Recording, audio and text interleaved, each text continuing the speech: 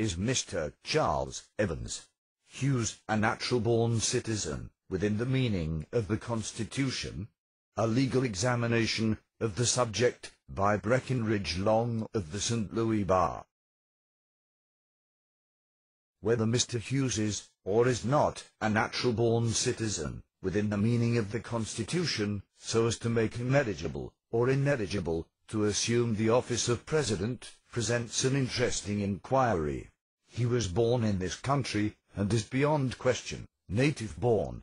But is there not a distinction between native-born and natural-born? At the time he was born, his father and mother were subjects of England. His father had not then been naturalized. The day after Mr. Hughes was born, his father had a right, as an English subject, to go to the British consul at New York, and to present his wife and infant, and to claim any assistance he might need from the consul as the representative of the English government.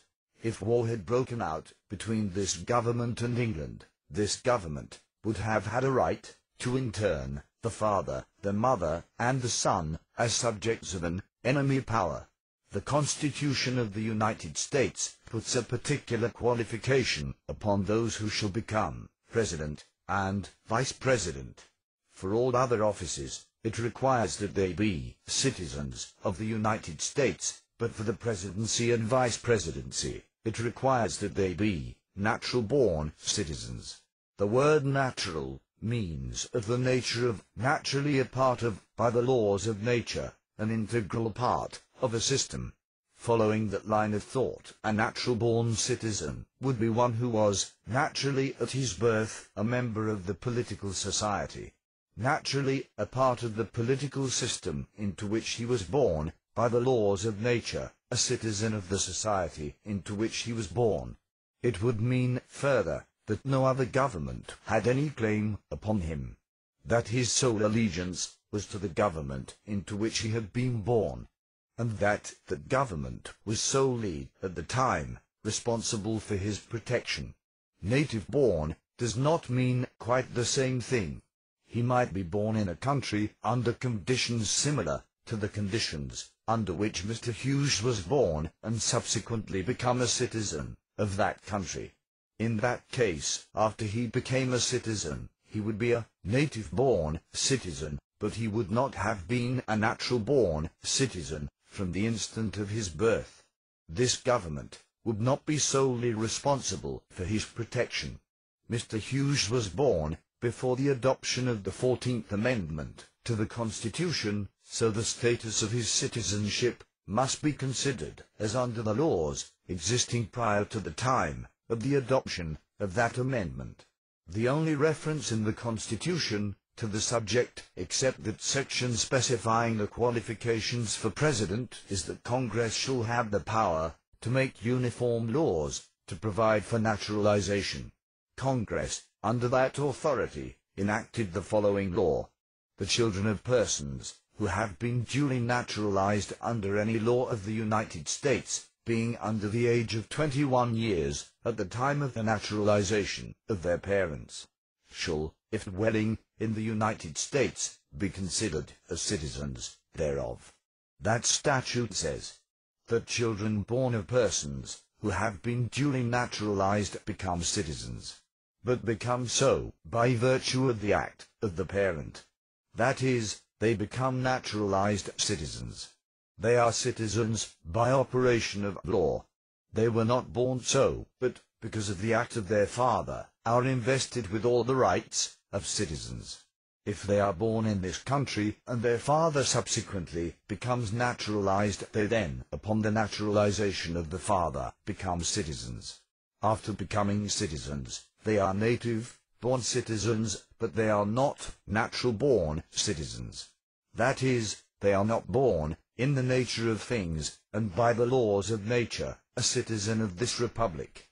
If the father becomes naturalized before the birth of the child, and is, at the time of the birth of the child, a citizen of the United States, then the child is a natural-born citizen. But, in the case of Mr. Hughes, the father was not naturalized at the time the son was born, and was at that time a subject of England. how could the son be a natural-born citizen of the United States? If you had been born in England, of American parents, would it be necessary for you to be naturalized if you came to this country to reside? No. If he, born in this country, of English parents, had returned to England to reside, would it have been necessary for him to be naturalized there? No. If it was not necessary for him to be naturalized in England, would he be a natural-born citizen of the United States? The statute above referred to announced the law of this country to be that the children of persons who should be naturalized became citizens by virtue of the act of their father, and obversely that they were not to be considered as citizens until their father was naturalized.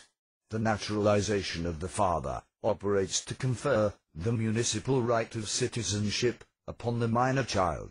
Secretary Blyne, February 1st, 1890. It is admitted that the legal status of the child, under the circumstances we have to deal with, is not explicitly defined by the statutes. But any question which the reading of the statute does not clear up is elucidated and illuminated by the courts and official documents written by men in authority invested with the administration of the law.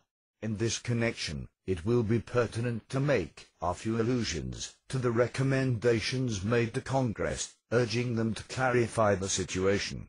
President Arthur, in his fourth annual message, in 1884, said, "Our existing naturalization laws also need revision.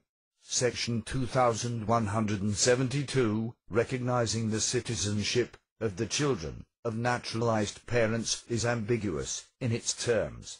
A uniform rule of naturalization, such as the Constitution contemplates, should, among other things, clearly define the status of persons born within the United States, subject to a foreign power, and of minor children, of fathers who have declared their intention to become citizens." President Cleveland, in his first annual message, in 1885, said, "The laws of certain states and territories admit a domiciled alien to the local franchise, conferring upon him the rights of citizenship to a degree which places him in the anomalous condition of being a citizen of a state, and yet not of the United States, within the purview of federal and international law." The United States Supreme Court has said, "The existing provisions leave much to be desired, and the attention of Congress has been called to the condition of the laws with reference to the election of nationality, and to the desirability of a clear definition of the status of minor children whose fathers had declared their intention to become citizens." Again, the United States Supreme Court says in the same case, "Clearly minors acquire an inchoate status by the declaration of intention on the part of their parents.